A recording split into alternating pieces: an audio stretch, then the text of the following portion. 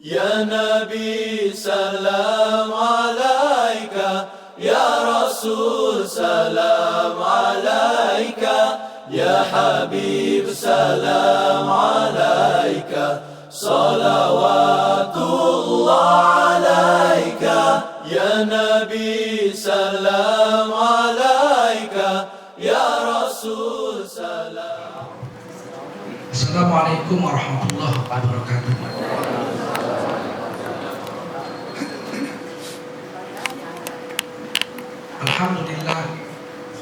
Alhamdulillahi rabbil alamin, alladzi khalaqal insana fi ahsani taqwim, thumma radadnahu asfala safilina illa alladhina amanu wa 'amilus solihati falahum ajrun ghairu mamnun. Asyhadu an la ilaha illallah wahdahu la syarika lah wa asyhadu anna Muhammadan 'abduhu wa rasuluh alladzi man la nabiyya ba'dahu.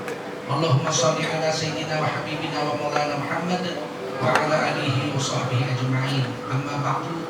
Qala ta'ala fi kitabihil karim. A'udzu billahi minasy syaithanir rajim. Bismillahirrahmanirrahim.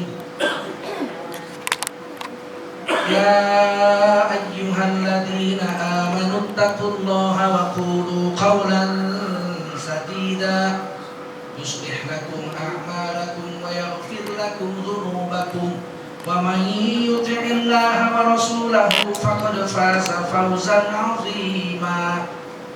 Qala Rasulullah sallallahu alaihi wasallam, man kharaja min baitihi fi talabil ilmi fahuwa fi sabilillahi hatta yarji'. Baginda Rasul bersabda, siapa keluar dari rumahnya untuk mendapatkan ilmu, orang itu adalah orang yang berjihad fisabilillah sampai dia kembali ke rumahnya. Mudah-mudahan kita semua mendapatkan pahala jihad dari Allah SWT. Amin. Sadaqallahul azim wa sadaqa rasuluhun nabiyul karim. Wa nahnu ala dzalika minasyahidin wasyakirin.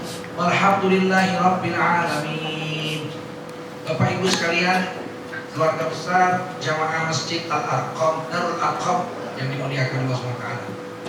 Kita bersyukur pada Allah SWT, salawat salam kita sampaikan untuk baginda Rasulullah SAW. Tidak terasa kita sudah di ujung tahun matahari, atau yang disebut tahun Syamsiah. Tahun kita itu, karena ada di Quran, tidak ada di Injil, dan tidak ada di dalam Taurat. Perhitungan tahun matahari itu ditulis di Quran, tidak ditulis di Injil dan tidak ditulis di Taurat. Artinya tahun matahari itu kita punya. Bukan hanya tahun bulan orang Islam punya, tahun Masehi ini pun orang Islam. Banyak ayat Quran menulisnya, salah satunya surah Al-Isra atau Bani Israil ayat 12. Wa ja'alna al-laila wan nahara ayatain. Dan kami telah jadikan malam dan siang itu ada dua tanda. Tanda malam apa? Bulan. Tanda siang apa? Matahari. Famahawna ayatal laili wa ja'alna ayatan nahari mubsirah. Kami jadikan, kami hapuskan tanda malam yaitu bulan. Kami terbitkan tanda siang yaitu matahari mubsirah, terang benderang. Matahari terang benderang. Untuk apa terang benderang? Satu ayatnya. Kita tahu fadlan min rabbikum, agar dengan matahari yang terang itu kamu gampang cari rezeki dari Tuhanmu. Jadi siang itu memang untuk kerja. Wa ja'alna an-nahara ma'asha. Dalam ayat lain Allah katakan, kami jadikan siang itu untuk cari makan. Wa ja'alna al-laila subata. Kami jadikan malam untuk tidur. Jadi manusia itu sunnahnya habis subuh kerja, maghrib pulang istirahat tidur. Makruh habis isya ngobrol-ngobrol. Makruh. Rasulullah cepat tidur, cepat bangun. Kalau jin habis maghrib kerja, subuh pulang. Ini jin sekarang keluar nih kerja semua nih. Jin kerja malam, manusia kerja siang. Jadi kalau ada manusia kerja siang malam, ngerampok jatahnya jin. Malam Malam itu makruh. Ngobrolnya makruh lagi kerja. Istirahat. Beli makan kata Allah siang. Ditaku fadlan min rabbikum. Yang kedua fungsinya matahari itu walita'lamu adadas sinina wal hisab. Agar dengan matahari yang terang itu kamu bisa menghitung tahun. Jamaah itu tahunnya sini. 1 tahun sana, sini bertahun-tahun. Dengan matahari kamu bisa hitung tahun apa? Tahun apa? Samsiah tahun matahari. Itu untuk kita. Sholat ini pakai tahun matahari. Fajar, kan matahari. Duha, matahari sebelah. Zuhur, matahari gelincir ke barat sedikit zawal. Asar, matahari condong ke barat bayang-bayang sepanjang tubuh aslinya. Maghrib, matahari hilang. Isya, syafaq merah, cahaya matahari yang sisa di langit hilang. Sholat pakai matahari, dan sholat itu ditetapkan waktunya oleh Allah. Inna sholata kanat 'alal mu'minina kitaban mawquta. Sesungguhnya sholat itu wajib atas orang beriman yang ditetapkannya Allah. Nabi Muhammad pulang Isra Mi'raj sebelum subuh. Betul? Iya, berangkat setelah Isya, pulang sebelum waktu Isya udah ada, waktu subuh udah ada, sholatnya belum ada. Waktu itu yang ada baru sholat malam saja. Nabi Isra Mi'raj setelah waktu Isya, pulang sebelum waktu subuh, tapi Nabi nggak sholat subuh. Kenapa? Dia belum tahu caranya. Turun malaikat Jibril membawa wahyu, ayo Nabi Muhammad kita sholat. Pertama kali sholat zuhur di Ka'bah, malaikat Jibril imam, Nabi Muhammad makmum. Di awal waktu, asar di awal waktu, maghrib di awal waktu, isya di awal waktu, subuh di awal waktu. Hari kedua malaikat Jibril datang lagi di akhir waktu. Di akhir waktu zuhur, maghrib sama dengan hari pertama, di akhir waktu isya, nisful lail tengah malam, di akhir waktu zuhur, asar di akhir waktu maghrib sama asar di akhir waktu sudah mau tenggelam matahari. Isya setengah malam, subuh sudah matahari sudah hampir terbit. Kata Nabi, kata malaikat Jibril, ya Nabi, ini hadis Abu Dawud dan Tirmidzi hasan sahih. Waktu sholat itu antara hari pertama dengan hari kedua. Kenapa disebut sholat zuhur? Karena inilah awwalul ma zuhur. Nabi SAW, ini adalah sholat yang pertama kali dimunculkan oleh Rasulullah. Zuharo, makanya disebut sholat zuhur. Kenapa Nabi nggak sholat subuh? Nggak tahu caranya. Ternyata sholat pakai waktu matahari. Puasa pakai dua-duanya. 1 Ramadan pakai bulan Komariah. 1 Syawal pakai bulan Komariah. Tapi makan sahur dengan buka puasa ikut mata. Terasa kita udah di ujung tahun, udah lagi habis. Maka kita disuruh muhasabah, cek and recheck keadaan diri kita ini. Penting. Muhasabah itu bahasa Arab. Muhasabah itu berhitung. Setahun ini kira-kira untung apa rugi? Begitu. Hisab, besar katanya apa? Hisab, gitu. Kan bisa pokok, bukan. Bisa rokok itu nggak masuk agama itu. Saya udah tanya ulama-ulama gede yang tua-tua udah puluhan tahun ngerokok dari santri, umur 70 tahun lebih ngerokok. Saya tanya kiai ngerokok, sejak kapan? Sejak santri.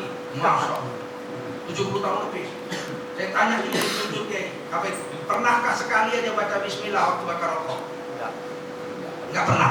Wah, kiai besar aja nggak pernah baca Bismillah bakar rokok, apalagi kita tukang rokok.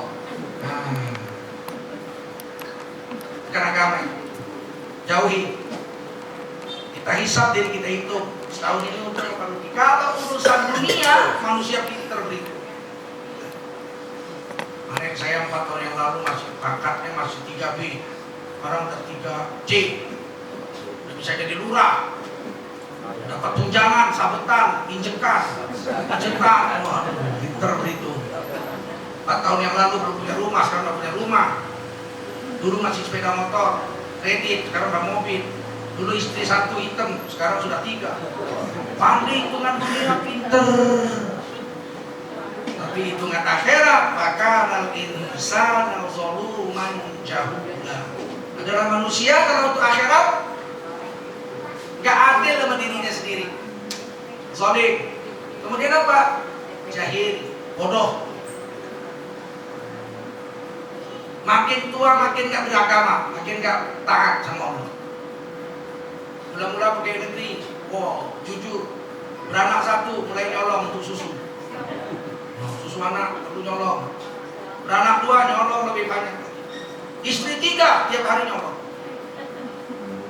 Nggak pandai untuk hitungan akhirat.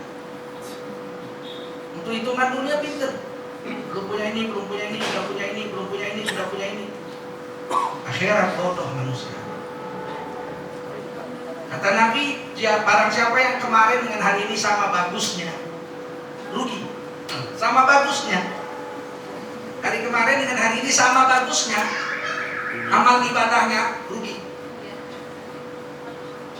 Barang siapa yang kemarin dengan hari ini lebih bagus hari kemarin, celaka besar.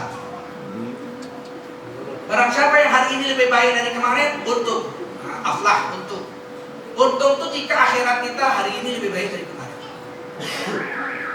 Ini yang hari ini dilupakan orang hitung-hitung itu. Dari kecil nggak pandai baca Quran, sampai umur 60 tahun nggak pandai baca Quran. Untuk urusan akhirat bodoh. Lihat anak TK udah bisa baca Quran, bukannya sedih dia, cuek aja, nggak mau berhitung. Nah, ini yang perlu dihitung. Jangan malu-malu Pak, kalau udah tua nggak bisa baca Quran, jangan malu-malu, belajar. Paling tidak mati gak pandai, mati tetap dihitung dalam keadaan belajar. Ulaika lahum nasibum mimma kasabun. Mereka dapat apa yang mereka usahakan.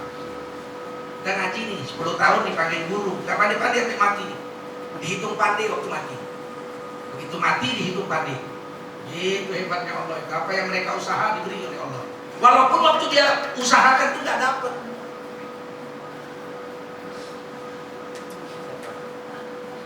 Kita buat. Nah, yang paling nomor 1 dihisab kita periksa adalah sholat, syahadat, sholat, puasa, zakat, haji. 5 ini tiang agama. Agama bukan hanya 5 itu, tapi yang 5 itu adalah tiang agama. Tapi agama bukan cuma 5 itu toh. Itu tiangnya. Yang nomor 1 selalu kita cek itu kata Rasulullah, jadi itu imanaku, iman perbaiki, bikin baru terus. Kira, ditanya Rasulullah SAW, kaifan nujaddidu imanana, bagaimana bikin baru iman? Iman kok bisa dibikin baru? Bagaimana caranya? Qala Rasulullah SAW, akhiru min qawli la ilaha illallah. Banyakkan ngomong, ngucap la ilaha illallah. Lagi diam-diam gak ada orang, teringat hati sedang syahdu, ingat pada Allah, banyak dosa, ucapkan la ilaha illallah, asyhadu an la ilaha illallah wa asyhadu anna Muhammadar Rasulullah. Syukur-syukur bisa nangis, iman baru lagi. Kalau iman ini makin rusak, makin rusak, makin rusak. Dengan diucapkan la ilaha illallah, iman baru lagi, baru lagi, baru lagi. Nomor 1, jangan sempat batal iman. Sekarang manusia banyak bodoh, makin sekolah tinggi makin bodoh. Sekolah S2,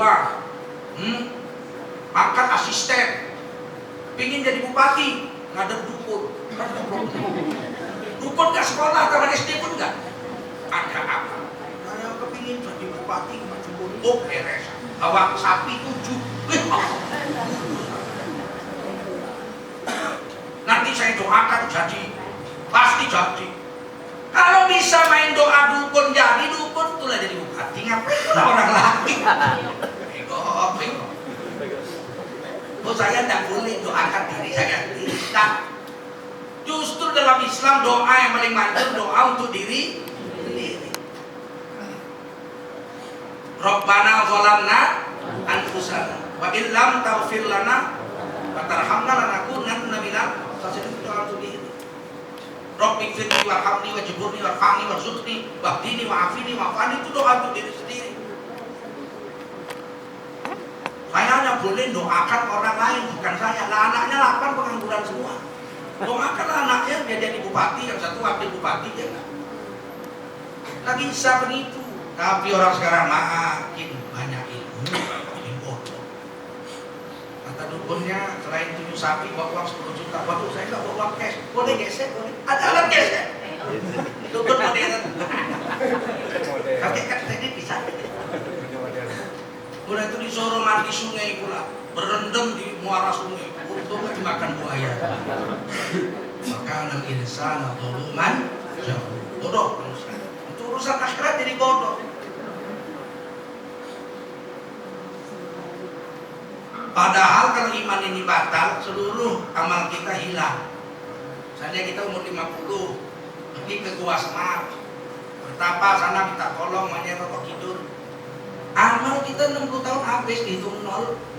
Kalau tobat pun syahadat lagi, asyhadu an la ilaha illallah, asyhadu anna Muhammad Rasulullah, tobat, amalnya dihitung dari nol lagi. Semua seumur hidup habis, puasanya, sholatnya semua seumur hidup habis. Sekali musyrik, seluruh amal hangus terbakar. Dia syahadat lagi oke, diterima masuk Islam lagi, tapi nol, pahalanya dimulai dari nol lagi. Jadi yang paling penting fondasi besar agama Islam ini adalah tauhid, 2 kalimat. Yang kedua, perbaiki tiang agama kita, sholat. As-sholat imaduddin. Sholat itu tiang agama. Waman aqamaha faqad aqamaddin. Waman tarakaha faqad hadamaddin. Tiang agama itu sholat. Siapa menegakkan sholat telah membangun agama. Barang siapa meninggalkan sholat telah mengambrukkan agama, meruntuhkan agama. Tidak ada bandit lebih besar daripada orang yang meninggalkan sholat. Mencuri cuma merugikan orang, merampok hanya merugikan manusia, membunuh hanya merugikan manusia. Itu pun dosanya sudah besar sekali. Tapi meninggalkan sholat menghancurkan agama. Agama Allah dihancurkan. Mana ada dosa lebih besar dari itu? Menghancurkan Ka'bah masih bisa dibangun besok. Lebih cantik lagi bisa. Tapi menghancurkan agama, gimana membangun agama lagi? Ini paling penting. Kadang kita punya anak 2, sampai umur 20 tahun tidur di bawah atap rumah kita, tidur di sebelah dinding kamar tidur kita. 20 tahun kita kasih makan, gak sholat-sholat. Kita biarkan, kita pelihara, dibeliin motor, disekolahin, penghancur agama. Musuh Allah paling besar. Ini mesti ingat. Nangis kita ngajak anak kita sholat, nangis. Kamu menghancurkan agama, nak. Yang bilang menghancurkan agama itu Rasul. Hadis Sahih Bukhari. Mesti diingatkan benar. Sholat ini harus dipaksa. Makanya Rasulullah dibolehkan oleh Rasul memukul kaki anak kita yang umur 7 tahun nggak sholat. Kejam orang Islam. Urusan sholat dia harus kejam. Narkoba jadi hukum mati kok. Narkoba cuma merugikan orang, dihukum mati. Bagaimana sholat meruntuhkan agama nggak dihukum cambuk? Cambuk kakinya, tapi bukan mau membunuhnya. Perlukah digantung rotan? Perlu. Pastikan anak kita dipukul? Tidak. Anak saya 2 orang, nggak pernah saya pukul karena nggak pernah tinggal sholat. Kenapa? Karena dari kecil sudah lihat bapak ibunya sholat. Masih belum berakal lagi umur 2 tahun dia sudah sholat juga, lihat ibu bapaknya sholat. Nggak pernah tinggal bapak ibunya sholat, dia tidak pernah tinggal sholat. Saya terharu anak saya sakit. Pak minum obat habis bisa. Tertidur, ada obat tidurnya kan. Terbangun jam 4 pagi. Saya tungguin itu anak saya itu. Jam 4 pagi dia bangun, dia lihat jam. Dulu nangis. Masih umur 6 tahun gitu. Saya bilang, kenapa saya? Udah jam 4 pagi nih Bu ya? Iya. Belum sholat isya Bu ya, nangis. Ya Allah, anak umur 6 tahun. Buat apa dipukul? Orang dia nggak pernah tinggal sholat. Tapi kalau dia nggak sholat, memang udah umur 10 tahun pukul, kata Nabi umur 10 tahun pukul. 7 tahun ajari sholat, 3 tahun kemudian umur 10 tahun nggak mau juga pukul kakinya. Ini sekarang kita pukul, istri protes. Kenapa sih Pak dipukul? Anak masih kecil kok dipukul? Kan anak masih kecil Pak. Umur 27 nggak sholat kita pukul, istri kita protes lagi. Bagaimana sih Bapak? Anak udah besar dipukul, kan malu. Loh, jadi kapan mukulnya? Ayo, kapan mukulnya? Umur 7 tahun masih anak-anak, umur 27 udah besar nggak boleh dipukul. Terakhir nanti dia dipukuli sama malaikat di alam barzakh, nanti dipukul. Baru tahu kalau malaikat yang mukul nggak pakai rotan. Kata Rasulullah, sekali pukul terbenam kekuatan itu 70 hasta. Saya pernah naik Vespa di Medan, bangun jalan layang pertama di Pulau Daya. Untuk bangun itu ngancurin masjid, kita marah sekali, kita bela tuh masjid. Akhirnya wali kota nyerah, masjid itu dapat lagi sama kita walaupun sudah dihancurkan bulldozer. Zaman Orde Baru itu kita udah melawan sama wali kota. Berdiri lagi masjid itu. Maka waktu jalan layang itu dipukuli pakai gitu, tiangnya tuh dikeprok itu, tung, martilnya aja sebesar ini. Tung, saya lihat, cuman masuk sejengkal, tung sejengkal.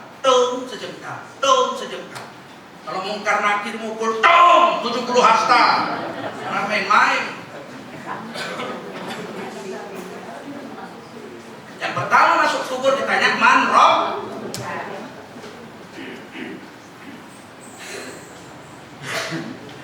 Meninggalkan sholat musuh Allah, menghancurkan agama. Kalau ini nggak kita kerasi anak kita, nanti dari orang tua yang sholat dengan orang tua yang sholat, kawin. Ini orang tua yang sholat ini, bapak ibu sholat, kawin, lahir anaknya nggak sholat, dibiarin nggak sholat. Di kampung lain suami istri sholat, karena bapaknya dulu maksa sholat. Dari suami istri yang sholat ini lahir anak nggak sholat. Anak nggak sholat ketemu sama anak nggak sholat, kawin. Lahirlah penghancur agama. Yang nggak tahu malu berciuman depan orang tuanya. KTP Islam, tapi anti banget sama agama. Nggak sadar. Kalau nanti cucunya tadi, cucu dari anak yang nggak sholat kawin sama anak nggak sholat, lahir cucu nggak sholat dengan cucu nggak sholat kawin, wah lahirlah nanti cicit yang betul-betul bikin malu. Dan itu ditulis Quran surah Al-Isra. Fakhala surah Maryam. Fakhalafa min ba'dihim khalfun adaa'us shalah wattaba'us syahawat fasawfa yalqawna ghayya. Di belakang mereka muncul generasi-generasi yang meninggalkan sholat dan mengikuti nafsu. Ukurannya bukan ukuran agama lagi sekarang. Ukurannya ukuran uang. Biarlah gubernur kita kafir asal nggak korupsi, daripada orang Islam korupsi. Ini kan omongan PKI. Kenapa jadi kasih contoh 2 kok nggak dikasih contoh 4? Nih pemimpin kafir nggak korupsi, calon pertama. Calon nomor 2 pemimpin Islam nggak korupsi. Calon nomor 3 kafir korupsi. Calon nomor 4 Islam korupsi. Pilih mana? Pilih Islam kita korupsi. Memang orang Islam korupsi semua. Ini bahayanya ucapan PKI.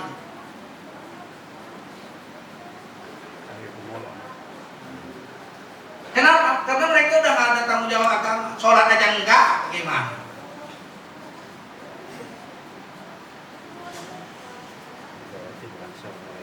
Kita muhasabah sholat kita beres enggak?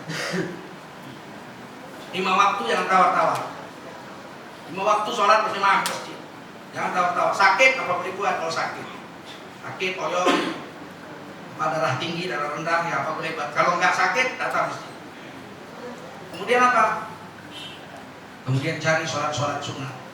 Karena sholat sunat menampal sholat-sholat wajib yang kurang. Ini tiang agama. Kemudian sholat puasa udah tren. Sekarang orang sudah mulai banyak puasa kan, tiap-tiap hari bicara soal puasa. Tapi kalau di luar daripada kota besar, orang nggak malu lagi sekarang nggak puasa. Di airport aja saya kalau bulan puasa, anak-anak muda tuh pada merokok. Saya dulu saya tanya, ini kemarin anak-anak Islam ini, Islam assalamualaikum, waalaikumsalam, Islam semua, iya, kok nggak puasa? Sakit pak, sakit. Kita cuma naik kapal terbang ke Medan 2 jam aja nggak puas. Nggak malu, rokok bulan puasa. Alasan sakit, tapi nanti nggak diganti. Kalau di kampung lebih parah, di kampung-kampung, di desa-desa lebih parah. Nggak peduli lagi orang dengan puasa, nggak malu. Lek sarden, kosong, enggak. Aku kuli kok kerjane abot, ora poso. Begitu lebaran baju baru loh, lebaran. Lah yo wong Islam. Wong Islam ya lebaran. Ini tiang agama harus dipelihara. Padahal cuma 1/24 aja. Setiap tahun kita hanya puasa sebulan, itu pun malam enggak, siang saja. Jadi 1/24. Hanya 5% aja. Sholat lebih sedikit, 1440 menit setiap hari, setiap malam, 24 jam kali 60, 1440 menit. Sholat hanya 40 menit. Puasanya 5%. Zakat 2,5%, lebih sedikit. Zakat itu cuma 1/40. Kalau bapak punya harta 82 gram emas, senilai itu 45 juta lah sekarang. Disimpan, nggak diambil-ambil, karena ada sumber makan dari yang lain. Simpanan bapak yang 45 juta itu setahun genap, berarti bapak orang kaya, wajib bayar zakat 2,5%, 1/40. Jadi orang kaya dalam Islam itu punya harta 45 juta, disimpan setahun nggak diambil-ambil, karena ada sumberan makan yang lain, maka orang ini orang kaya dalam Islam, wajib bayar zakat. Jelas guys. Ini mobil udah 2, ini 2, bayar zakat. Kenapa? Miskin. Ngaku miskin, ini 2.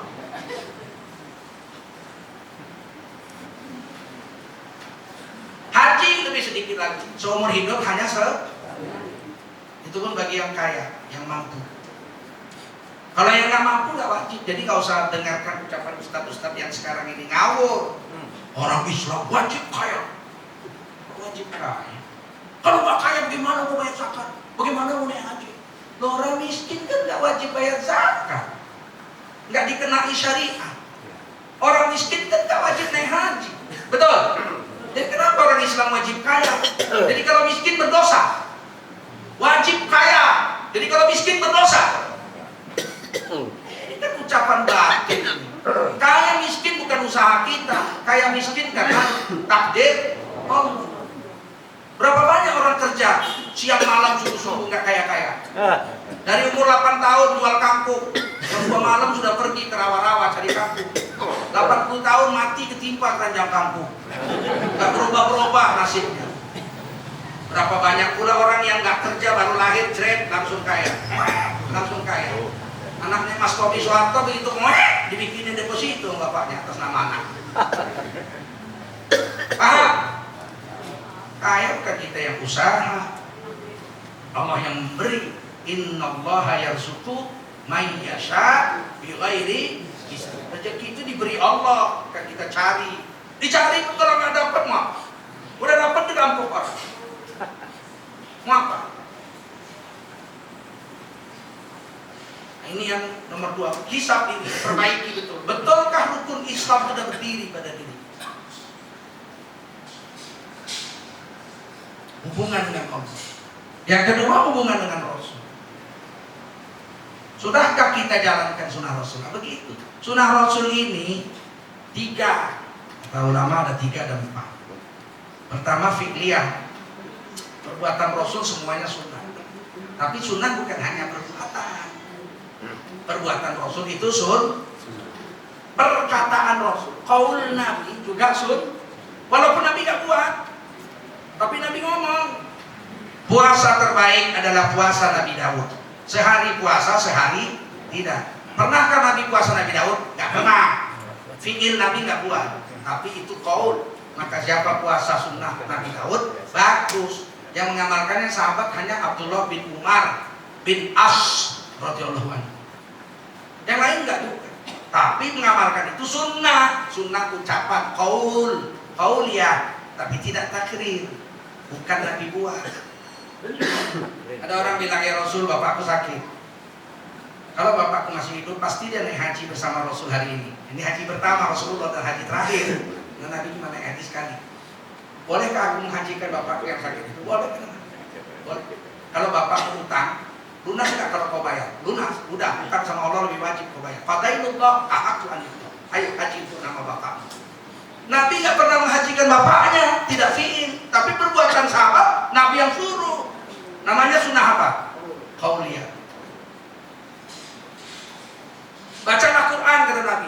sendiri nggak pernah baca Quran. Pernah Nabi baca alif, bata, nggak pernah. Tulislah Quran, Nabi sendiri nggak pernah menulis Quran, tapi membaca Quran dari mushaf. Dan menulis Quran itu sunnah Rasulullah. Sunnah apa? Qauliyah. Nabi nggak buat. Nabi kan buat dahulu. Paham? Yang ketiga sunnah takririyah. Nabi nggak suruh, Nabi nggak ngomong. Nabi nggak. Sahabat buat dilihat sama Nabi dibiarin. Sunnah takrir. Misalnya apa? Ada seorang sahabat baca qul dari habis isya sampai subuh. Anna rajulan yaqra'u qul huwallahu ahad yuraddiduha. Ada seorang sahabat baca Quran qul huwallahu ahad dari habis isya sampai subuh. Yuraddiduha, diwirid-wiridkan, diulang-ulanginya qul hu itu sampai subuh. Sahabatnya ahli Quran Abu Musa al-Ash'ari, Qais al-Yamani, itu ahli Quran zaman Rasulullah 4 orang. Ubay bin Ka'ab, Abdullah bin Mas'ud, Abu Musa al-Ash'ari dengan Salim maulanya Huzaifah. 4 ini yang jagoan Quran zaman Rasulullah.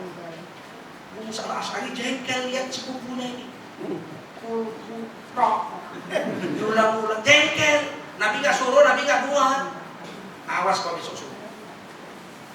Innahu yataqalluha. Ini Abu Musa al-Ash'ari yang nggak beremeh dengan qul huwallah sepupunya ini.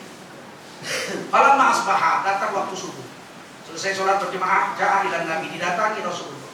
Pada kalau tadi kadahu, diadukan nih lakukan ini sepupu saya. Wirid-wirid qul dari isya ke subuh berapa ribu kali. Supaya maksudnya dimarahi. Karena Nabi nggak nyontohkan, nggak fi'il, Nabi juga nggak suruh, nggak qaul. Ini sahabat lancang-lancangan nih. Apa kata Rasulullah? Qala Rasulullah SAW, walladzi nafsi biyadi, demi Allah yang menguasai nyawaku. Innaha lata'dilu thulutsal Qur'an. Satu qul dibaca kawanmu tadi malam, itu pahalanya sepertiga Quran. Kok kau malah marah-marah? Tentulah mewiridkan qul sampai pagi, mewiridkan Yasin, mewiridkan Inna a'tayna, mewiridkan Bismillah, semuanya itu boleh. Kenapa? Karena Nabi membolehkan. Tiba-tiba ada yang bilang jangan dilakukan, bid'ah. Oh, ini Nabi baru di Depok. Rasulullah boleh kok. Itu hadis Bukhari itu. Hadis riwayat Imam Bukhari itu. Dalam kitab Riyadhus Shalihin bab tilawatil Quran ada hadis itu. Satu lagi hamimiyah. Hamimiyah kadang-kadang ulama menyatukan dengan qaul. Karena kata Nabi juga akan datang kepada umatku satu zaman. Ya firu apa? Saya ala ummati zamanun, akan datang kepada umatku satu zaman. Belum terjadi kan? Ini ramalan Rasulullah ini. Ya firuna minal ulama'i wal fuqaha'i. Umatku di zaman itu nggak mau lagi dengar ucapan ulama, nggak mau lagi dengar ucapan hukum-hukum ahli hukum Islam. Mereka hanya ikut nafsunya aja. Yang penting sama mereka duit. Yang penting sama mereka kedudukan. Ayatulahimullahu bitalafati balian, mereka akan digebuk dengan 3 bencana besar.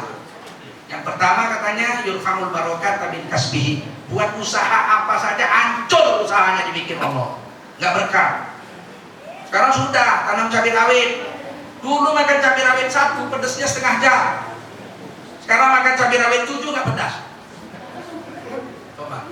Dulu 1 bunga aja kenanga ditanam depan rumah, 1 gang ketakutan kalau malam lewat ada kuntilanak. Sekarang dicium pun dari sini nggak bau lagi itu bunga. Dicabut keberkatan.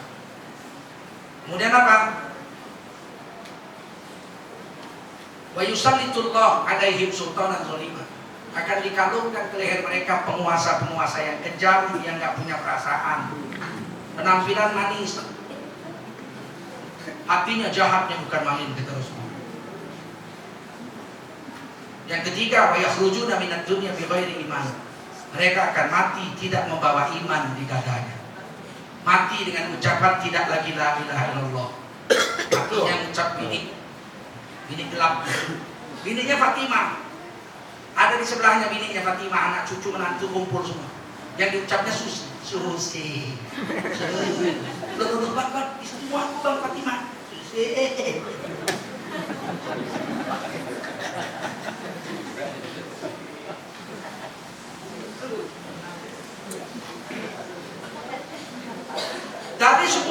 sunnah Nabi itu, pokoknya asal kita ikuti aja Rasulullah nggak ada rugi. Kalau puasa, zakat, haji wajib ikut Rasul, iya betul. Jangankan yang ibadah seperti itu, yang hal-hal boleh aja mubah, kalau ikut Rasulullah jadi ibadah. Makan kan mubah. Mau makan kentang, mau makan korma, mau makan tahu. Hari ini saya tahu aja nggak usah nasi. Boleh milih. Tapi kalau makan cara Rasul, makan yang hukumnya mubah boleh berubah jadi ibadah. Makanlah dengan membaca bismillah, pakailah tangan, cuci tangan sebelum makan, pakai tangan kanan, jangan tangan kiri. Makanlah yang sejuk, kalau panas jangan ditiup-tiup. Makanlah duduk, jangan berjalan, apalagi berdiri atau berjalan, duduk yang baik. Selesai makan, cuci tangan, baca alhamdulillah. Selama makan itu ibadah. Kalau satu hari 3 kali makan, 60 tahun, 60 kali 3, 180 kali 365. Kalau kita buka catatan amal kita, Iqra kita baca kitab amalmu, dibuka, makan, itu kan 60 tahun, tapi makannya itu ibadah karena ikut Rasul. Maka mungkin ibadah yang paling lezat cuman makan.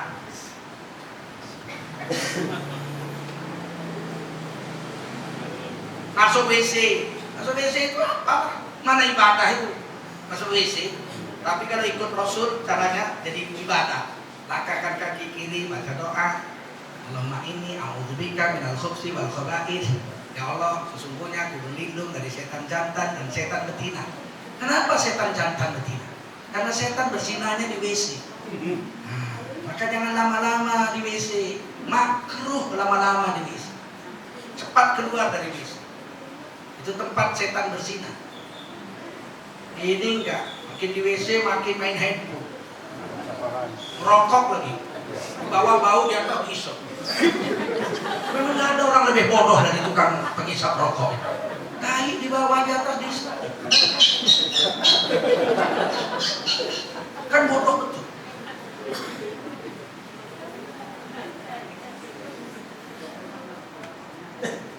Selama di WC, jongkok, duduk. Jangan berdiri. Istibra. Kemudian cuci dengan air, tutup aurat sempurna, keluar dari WC, langkahkan kaki kanan, baca alhamdulillahilladzi adhaba 'anil adha wa afani. Enggak bisa hafal, masuk WC a'udzubillahi minasyaitonir rajim. Keluar WC alhamdulillahirabbil alamin. Selama di WC dihitung ibadah. Kalau sehari sekali 60 tahun WC, ibadah. Mungkin ibadah yang ikhlas, tinggal WC itu aja.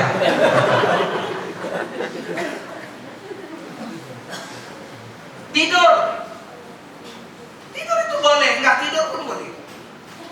Tapi kalau dia tidur, cara Rasul, sebelum tidur dia wudhu dulu, dia zikir atau baca Quran, sholat sunat 2 rakaat, udah tidur miring kanan atau terlentang, baca doa bismika Allahumma ahya wa amut.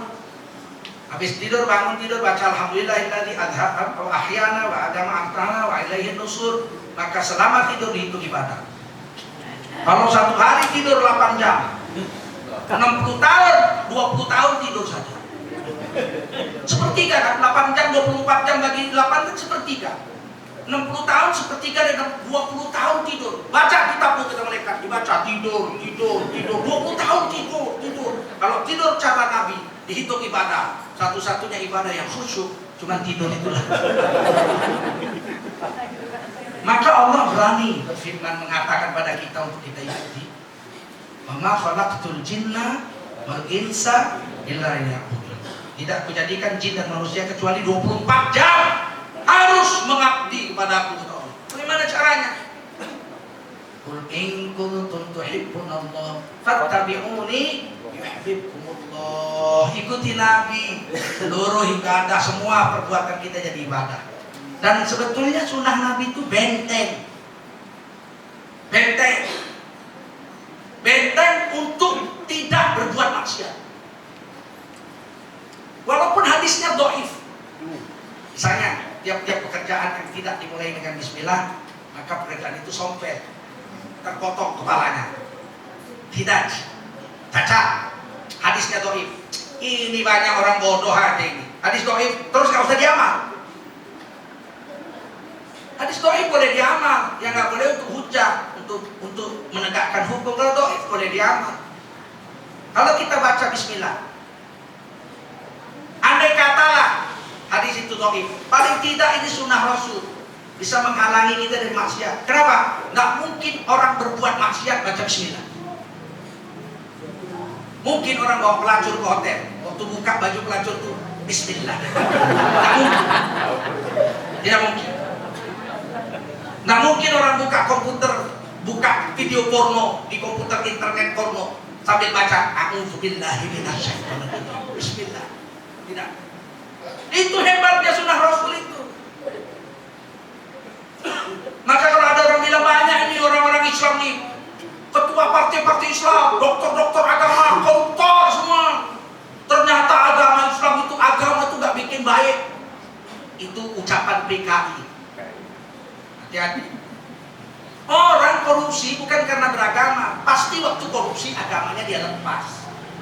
Nggak mungkin agama dia bawa kalau dia melakukan korupsi. Nggak mungkin dia korupsi tanda tangan cek proyek fiktif baca a'udzubillahi minasyaitonir rajim. Bismillahirrahmanirrahim. Alhamdulillahirabbil alamin. Nggak mungkin.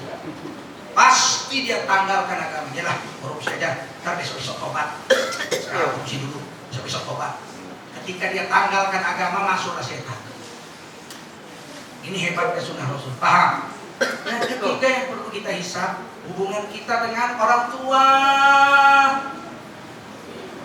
Ini pengaruh hedonisme, ini pengaruh kota, ini orang lupa sama orang tua.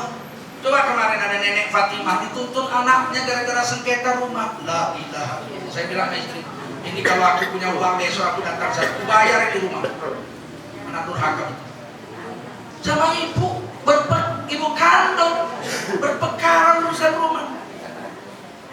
Seharusnya rumah kita untuk ibu kita yang kontrak rumah.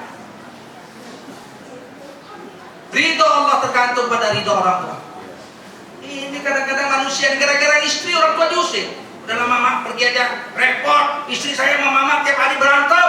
Udah mama mulai besok pergi aja, jangan di rumah saya. Loh, kok ibu kita yang diusir? Bini kita lah yang diusir. Kau, istriku, gak bisa kau baik sama ibuku yang sudah tua numpang sebadan ini. Gak bisa saya. Kamu pilih, ibumu atau saya? Wah, tak pilih. Bah, mamaku, gue tak. Kau gue. Istri kita ini apa? Udah tua dia. Nenek, ibu kita tuh udah nenek-nenek. Istri kita melawan sama ibu. Kita tukar istri baru. Apa yang dipertahankan Astuti? Astrea tahun 73. Jalannya udah bengkok. Bagus beli Vario baru. Sekali gas loncat langsung. Ingat ya Pak, kalau saya mati, bapak ibu saya dapat 1/6 harta saya. Istri saya cuma dapat 1/8. Artinya Allah lebih memberatkan orang tua daripada istri. Sekarang kan orang istri kumis tebel sebesar lontong. Kalau jumpa preman, begitu jumpa istri turun kumisnya. Perbaiki hubungan dengan orang tua. Rahimah anfurajulin. Sungguh celaka seorang hamba, sungguh celaka seorang hamba, sungguh celaka seorang hamba. 3 kali dibilang celaka, sahabat gentar. Waman rahiba ya Rasulullah. Siapa orang celaka itu ya Rasul? Indahu abuwai. Dia masih punya bapak ibu. Atau salah satu dari bapak ibunya masih hidup. Lam yudkhalahul jannah bisababihi. Tapi nggak dapat tiket masuk surga karena bapak ibunya nggak diurus. Ini manusia paling cilaka. Orang tua itu tiket masuk surga. Saya baru pulang dari Jepang. Sengaja saya 2 hari dengan bos saya. Bos saya orang kaya. Ikut dia dari Australia sama saya. Saya bilang kita tidur saya minta tidur di rumah petani. 2 hari saya tidur di rumah petani Jepang. Umurnya sudah hampir 70. Suami istri. Anaknya 3 udah lepas semua. Masaklah saya dengan dia, masak berdua. Masak. Untuk saya makan bersama. Diajarnya saya bikin tempura. Nah, waktu mau makan duduk dulu, toto. Oh, dia tahu juga saya toto. Turunan Jawa begini. Duduk. Oh, saya duduk. Dia siapkan makanan nih. Kita duduk lah nunggu dihidangkan makanan yang dimasak tadi. Tiba-tiba dia bilang, maaf sebentar, dia masuk kamar. Agak lama, baru dia duduk lagi, baru kami makan. Dia bilang apa? Sorry, saya punya ibu umur 93 tahun. Saya harus urus ibu saya dulu, baru saya makan dengan Anda. Aduh, saya pikir itu ajaran Rasulullah yang mengamalkan orang Jepang. Orang Islam sekarang malah bapak ibunya entah makan entah enggak peduli.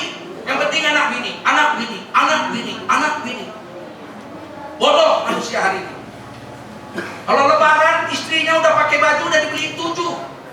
Lipstiknya sesuai dengan warna baju. Baju merah, selendang merah, sepatu merah, tas merah, lipstik merah. Baju hijau, lipstik hijau. Baju putih, lipstik pakai Tipex. Sudah disediakan 7 macam. Anaknya pun begitu. Orang tua apa nasib? Kalau kita makan malam ini kenyang, bapak ibu kita di kampung lapar hari ini karena miskin, kita dicatat sebagai anak durhaka di sisi Allah. Dan anak durhaka kekal selama-lamanya dalam neraka, kecuali bapak ibunya mengampunkan salahnya. Kalau bapak ibunya nggak ampun, Allah tidak ampun.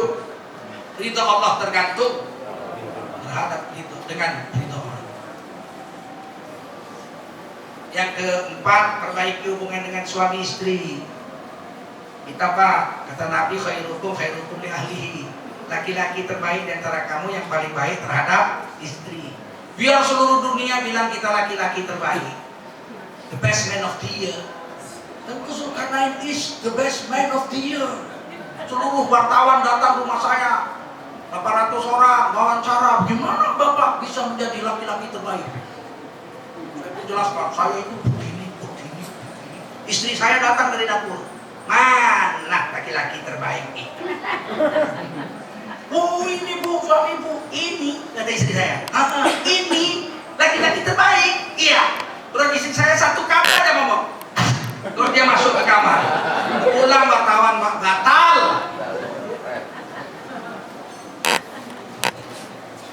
Kata begitu indahnya Rasulullah bersabda. Kata tapi kalimat. Laki-laki terbaik di antara kamu yang paling baik terhadap istrinya. Biar seluruh dunia bilang kita orang nggak baik, kalau istri bilang kita, pasti kita. Karena yang paling tahu tentang diri kita adalah istri. Begitu juga istri, baik-baik sama suami. Seluruh umur ibu beribadah sama Allah penuh, tapi durhaka sama orang tua, nggak lewat itu amalannya dari leher dia. Nggak lewat.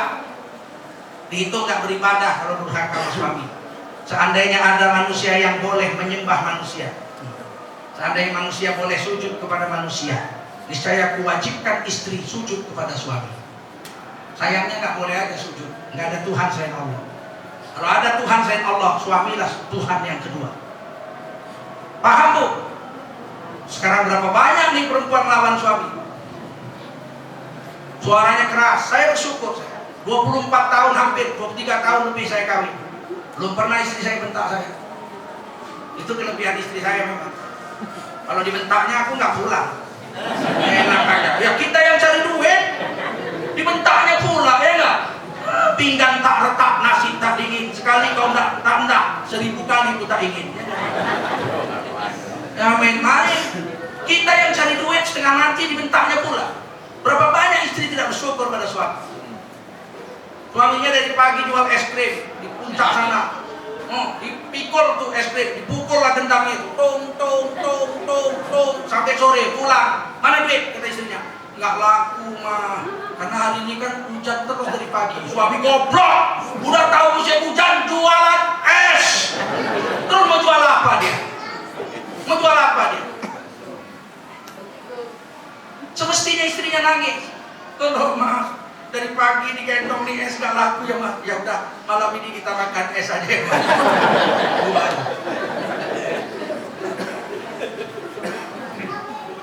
Dan terakhir hubungan dengan anak. Anak itu amanah Allah, dipikulkan ke pundak kita. Setiap anak di hari kiamat sebelum masuk neraka ditanya dulu keadaan orang tuanya. Begitu juga sebelum masuk surga. Seorang anak yang soleh tidak akan mau masuk surga kalau bapak ibunya nggak ada. Sebaliknya anak yang jahat, yang durhaka, sebelum masuk neraka dia pun nggak mau masuk neraka sebelum bapak ibunya masuk. Masuk neraka, kata malaikat Mikail. Tunggu dulu, mana bapak ibuku? Loh, apa urusannya? Bapak ibuku yang bikin aku kayak begini. Dulu aku nggak sholat dibiarin. Panggil bapaknya. Pernah kau suruh anakmu sholat? Adalah. Pernah. Berapa kali? Ya dalam 22 tahun adalah 3 kali kusuruh dia sholat. Ya, kalau begitu kau duluan masuk neraka bawa anakmu. Nah main-main. Begitu juga masuk surga. Seorang anak diceritakan dalam kitab Ihya Ulumuddin hadis ya. Anak yang soleh dia lihat kanan kiri bapak ibunya nggak ada. Dia menuju surga sampai depan pintu surga ada malaikat masuk. Udkhulu masuk. Dia bilang aina abawai ya Allah. Mana bapak ibuku wahai Allah. Anak aina abawai. Mana bapak ibu? Menjawab satu suara. Finna, bapak ibumu ahli neraka. Maka anak ini sujud depan pintu surga. Ya Allah, akana yaumul adli. Oh Allah, bukankah ini hari yang adil? Ya, kata suara itu. Betul, ini hari yang adil wahai hamba. Maka hamba ini bertanya, aku ya Allah lahir dari rahim ibuku, besar dari keringat dan membanting tulang tenaga bapak. Bagaimana aku bisa menikmati surga yang indah sementara hari ini aku tahu bapak ibuku dalam neraka? Maka aku minta mohon kepada Allah, ya Allah, demi keperkasaan dan keagunganmu, izinkanlah aku menunggu bapak ibuku sampai habis tahanannya di neraka nanti waktunya, biar aku masuk bersama-sama mereka. Sebab tidak ada manfaat, keindahan dan kenikmatan surga kalau bapak ibuku nggak ada bersama. Kata malaikat Tuhan, masuk kau. Kalau kau nggak masuk, di belakangmu nggak bisa masuk. Ini surga antri, bukan Transjakarta ini bisa salipan ini atau metro ini. Nah, masuk, nggak mau. Saya mau tunggu bapak ibu saya. Maka Allah berfirman, ya malaikati, wahai malaikatku, ukhruj abawai. Ya Malik, wahai malaikat Malik, keluarkan bapak ibunya dari neraka. Sudah kuampunkan keduanya. Barulah diperintah sama Allah, hei anak, bawa bapak ibumu masuk ke dalam surga. Udkhuluha bisalamin amin. Hari itu baru orang menyesal kenapa enggak mencetak anak-anak yang soleh di dunia. Anak-anak yang soleh menyelamatkan bapak ibunya dari neraka jahanam, dimasukkan dalam surga Allah. Semoga muhasabah tahun ini ada manfaat. Ada yang mau nanya silakan.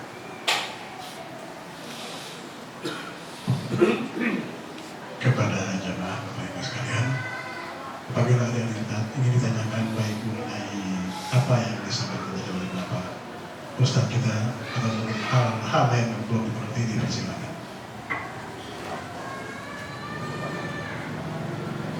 Jangan malu-malu Pak, masih ada waktu lah ibu-ibu Ada sampai. yang kita sudah terikat kepada sama Isya, kita bisa berbincang. Silakan. Bisa boleh kita geser sebentar 10 menit. Ya silakan ibu-ibu belakang tuh. Ada ibu-ibu? Nah, mic-nya kasih anak muda satu orang, yang bapak, yang muda.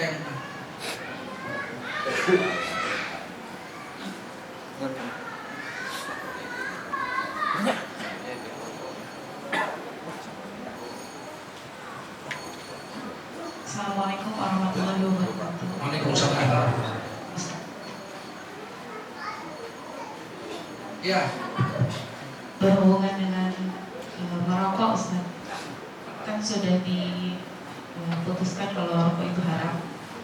Jadi apakah ketika ada seseorang yang merokok berarti dia bermaksiat kepada Allah, dan adakah efeknya kepada akhlaknya sesama manusia? Yang pertama. Yang kedua, bagaimana kita mengimbangi orang tua yang mungkin kalau sudah tua kan agak-agak rewel atau apa namanya, mungkin kita kurang bisa mengimbangi. Lalu bagaimanakah kita harus mengimbangi orang tua tersebut, dan bagaimana Rasulullah mengimbangi para orang tua pada zamannya. Terima kasih. Assalamualaikum warahmatullahi wabarakatuh. seluruh ulama sedunia pada rapat Majelis Ulama Sedunia di Saudi Arabia dan di Brunei Darussalam tahun 2008 di Brunei memutuskan bahwa rokok hukumnya haram. Karena mubadir, bakar uang gak ada manfaat, malah bikin sakit. Dan kedua, merokok di tempat umum, MUI mengatakan haram sebab menjalimi orang. Udah diusapnya rokok dalam perutnya dikeluarkannya lagi dari perutnya, disuruhnya orang isap. Itu kan sama dengan mengeluarkan muntah, suruh orang makan. Maka MUI tahun 2009 berfatwa, 87% ulama yang hadir waktu itu mengatakan haram. Saya ketuanya, saya anggota pansusnya. Nah, jadi 83% bilang haram, 17% bilang makruh.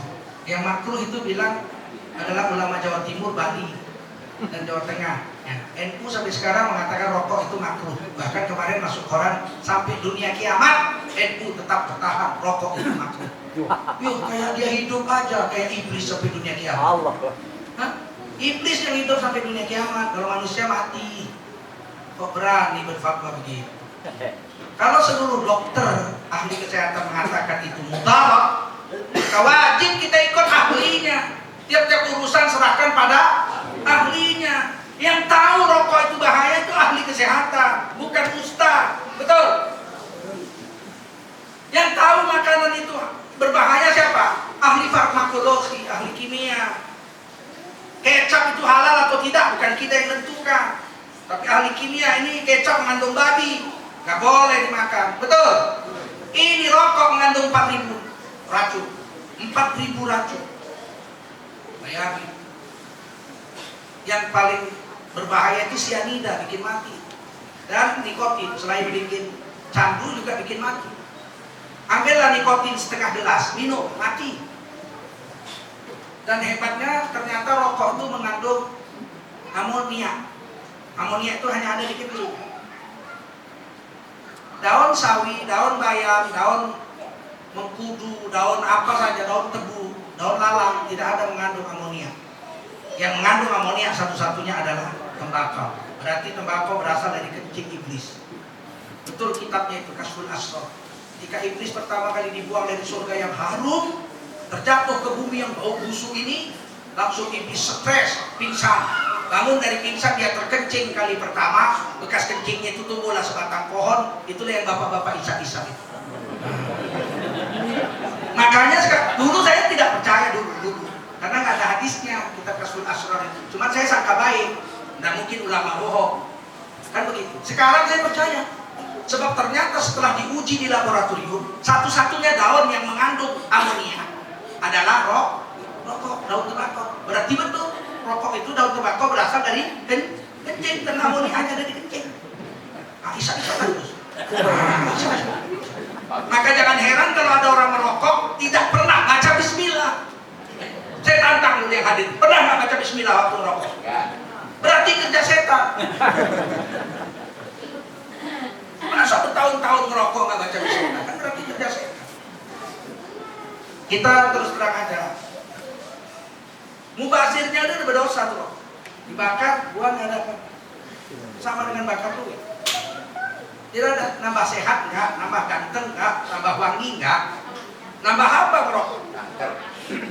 Nambah kantong kering. Yang kedua, bagaimana kalau orang tua kita urusin rewel? Iyalah, dulu kita lebih rewel lagi. Dari ibu kita yang sudah tua, ibu kita udah jompo, bapak kita jompo rewel. Baru makan memang gitu. Baru makan, saya lihat itu. Kawan saya baru makan ibunya. Selesai makan, diangkat piringnya, saya masuk. Rumah itu, Assalamualaikum, salam. Wah, anakku, Ustaz Teguh, ya. Aku ini sengsara ikut anakku ini gak dikasih makan. Padahal anaknya astagfirullahaladzim, astagfirullah. Wish, namanya orang tua. Saya tahu dia baru dikasih makan, tahu saya. Jangan jawab, dia mati. Marah, payah juga Pak. Dulu dia lebih payah waktu ngurus kamu waktu kecil. Lagi digendongnya kencing, ya kan? Udah pakaian sekolah ibu kita. Gendong kita kencing, tukar lagi mandi gitu. Lebih parah lagi kita waktu kecil daripada ibu kita setelah tua. Sabar. Ini yang kita harus jaga. Sebab itu tiket masuk surga. Namanya dapat tiket masuk surga mana gampang. Pasti akan sabar. Setiap kesabaran kita atas orang tua kita itu adalah pahala. Hapus dosa. Begitu. Satu lagi terakhir. Silakan Pak. Assalamualaikum. Saya beberapa lalu pernah mengatakan bahwa apa itu Syiah itu tidak beratkan Sunnah. Tapi kenapa kemarin di Istiqlal bisa menjadi khotib? Enggak. Syiah itu sesat, tetapi tidak jadi khotib Jumat kemarin, enggak. Setelah selesai Jumat dia minta waktu 10 menit ngomong. Biasalah bangsa Indonesia ini. Terus dikasih. Saya begitu selesai itu dapat SMS, langsung saya telepon imam besar Masjid Al-Aqab itu Istiqlal, Ali Mustafa Yaakob, profesor kawan saya. Bagaimana? Dia kali. Dia bilang, waduh saya pun baru marah-marah besar, baru marah besar. Tanpa seizin saya dinaikkan aja. Ini kelemahan bangsa kita. Bangsa kita ini biar ulama ada satu kelemahan, gak tahan duit. Itulah kelemahan ulama kita. Ulama kita ini kadang-kadang serbannya tebel, gak tahan duit. Duitnya merah, tapi kena ke matanya hijau. Nah, itu. Harusnya kan merah gitu kan. Ini enggak, duitnya merah dilihatnya hijau di sini.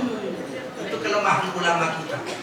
Dari dulu ulama kita itu sebagian darinya, tidak semua, bisa disuap. Dari dulu. Dulu waktu satu-satunya partai itu tahun 55 itu Masyumi, satu-satunya partai Islam, tiba-tiba sebagian dari mereka keluar bikin partai baru. Itu kelemahan bangsa Indonesia. Makanya di Medan ada 12 masjid dihancurkan. Sempat Majelis Ulama Kota Medan, Dewan Fatwanya mengeluarkan boleh menghancurkan masjid itu. Walaupun akhirnya kita lawan. Saya sebagai wakil sekjen di Indonesia malah menyalahkan fatwa itu. Di pengadilan ditanya, fatwa mana bisa disalahkan, tidak bisa dibatalkan. Iya, tapi fatwa ini salah. Kenapa? Karena alasannya tidak sesuai dengan keputusan. Harus dibilang salah. Ya, masjid boleh dipindahkan satu kalau sudah nggak bisa terpakai, kalau sudah lapuk. Ini masjidnya membongkarnya masih pakai bulldozer. Kedua, masjid boleh dipindahkan kalau sudah tidak ada orang Islam di situ. Orang Islam masih banyak sekali di situ. Nah, yang ketiga, masjid bisa dipindahkan kalau sudah kena banjir, tidak bisa terpakai lagi. Tidak pernah kena banjir di situ. Yang keempat, jadi 8 alasan itu satu pun tidak ada yang membolehkan. Tiba-tiba keputusan melihat keadaan maka bolehlah jadi enak aja. Akhirnya, kalau nggak salah kita menang ya bang ya ke pengadilannya. Ditolak karena yang menggugatnya bukan nazir. Katanya yang menolak ditolak karena yang menggugat bukan pengurus masjid. Pengurus masjidnya yang jual, bagaimana dia mau menggugat? Pengurus masjid menjual masjid, macam nenek moyangnya yang punya masjid itu. Yang boleh kita milik kita, betul nggak? Kalau milik orang kita jual apa namanya? Ini masjid dijual pengurusnya, bagaimana? Di Indonesia bisa. Kenapa? Nggak tahan duit. Apa? Menjual masjid itu lillahi ta'ala? Mesti ada duit di situ. Oh ini tuduhan kecil, tidak ada bukti. Memang susahlah membuktikannya. Tapi kalau kita tanya kenapa ente boleh jual masjid? Mesti kan ada duit di situ kan? Emang jualnya pakai telur atau pakai toge? Kan pakai duit. 12 masjid di Medan dihancurkan. Ini Pak Tim Sajubin salah satu pejuang untuk menegakkan kembali. 2 sudah berhasil ya. 2 sudah berhasil. Al-Ikhlas dirobohkan Cina. Bermain dengan Panglima Kodam 2 Bukit Barisan. Berhasil kita rebut kembali. Walaupun dari besar jadi kecil. Tapi itu membuktikan bahwa perjuangan kita benar. Bahwa mereka salah. Karena masjid itu kembali sama kita. Betul nggak? Yang kedua, Masjid Rawdatul Islam. Itu sudah ada sertifikat wakafnya. Sertifikat wakaf ditandatangani oleh Menteri Agama. Hancur, dibeli Cina. Ditandatangani juga oleh Menteri Agama. Ya tahu. Dan udah ada utusan jumpa Menteri Agama. Pak, itu laporan kepada Bapak itu keliru Pak. Tolong Bapak tinjau ulang bahwa masjid itu gini. Nanti jumpa aja kita di pengadilan. Alhamdulillah sekarang dia ditangkap KPK. Dia tahu dia. Kalau Allah Maha Kuasa. Dari 12 masjid itu hanya 2 yang baru berhasil dibangun. Makanya jangan heran. Kenapa si ulama bisa disuap? Karena ulama juga manusia.